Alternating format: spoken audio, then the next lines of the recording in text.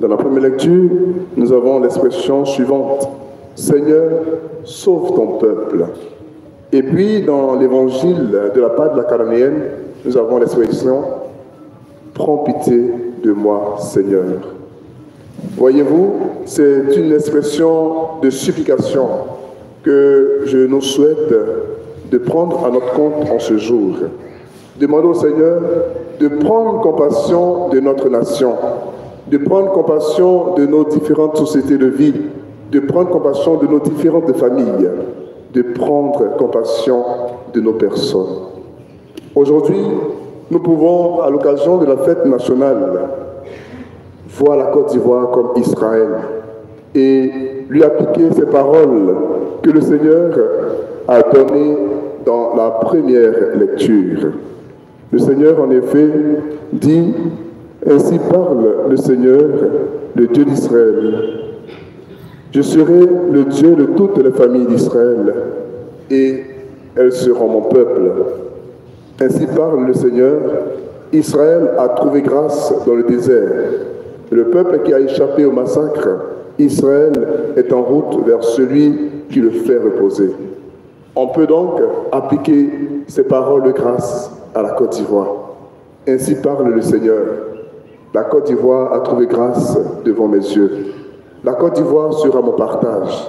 Mes frères et sœurs, le Seigneur nous le dit vraiment. Mais pour que cela se réalise, il a besoin de notre main. Il a besoin de notre participation. Regardez tout à l'heure, avant la messe, j'ai vu Jean-Pascal insister. Veillons à avancer. Veillons à avancer. Veillons à avancer. Et puis il y a des gens qui sont assis, qui n'avancent pas. Dieu merci, il y en a qui sont venus devant. Mais vous voyez, il y a de petites choses que nous sommes souvent incapables de faire. Et nous demandons à nos dirigeants de grandes et de grosses choses.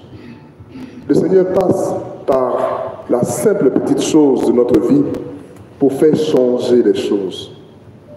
Nous, chrétiens, d'abord catholiques, quelle est la qualité du tissu de nos relations? Est-ce que nous nous entendons?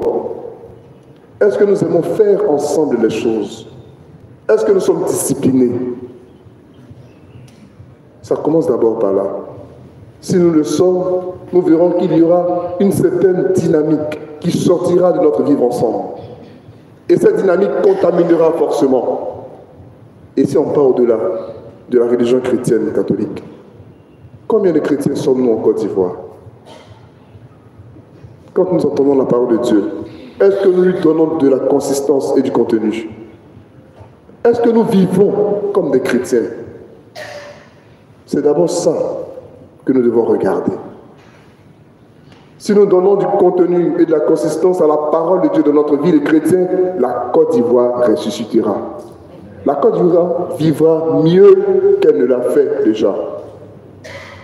Le malaise de la Côte d'Ivoire, c'est d'abord toi, mon frère. C'est d'abord moi. Ce n'est pas tant les dirigeants.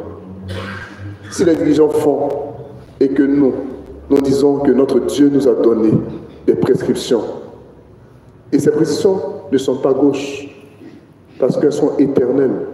Et si nous vivons en tenant compte de ces prescriptions, si nous vivons de l'amour, de la vérité, de l'honnêteté, nous verrons que notre Côte d'Ivoire ressuscitera.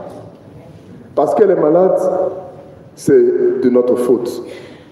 Nous avons donc besoin, frères et sœurs, de regarder cette première lecture et de la prendre en notre compte et de dire « Seigneur, sauve ton peuple ». Mais il est là, il nous tend la main et il a besoin que chacun de nous fasse l'effort. Donc chacun regarde dans sa vie, qu'est-ce qui ne correspond pas à la parole de Dieu. À Sainte-Anne, essayons de regarder le nombre que nous sommes. Dans le secteur de Port-Bréus, nous étions 6 paroisses. Imaginons que ces 6 paroisses, pour tous les secteurs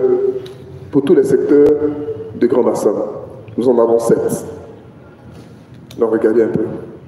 7 fois 6, ça fait 42. Donc, ne serait-ce que ce petit calcul-là, 42.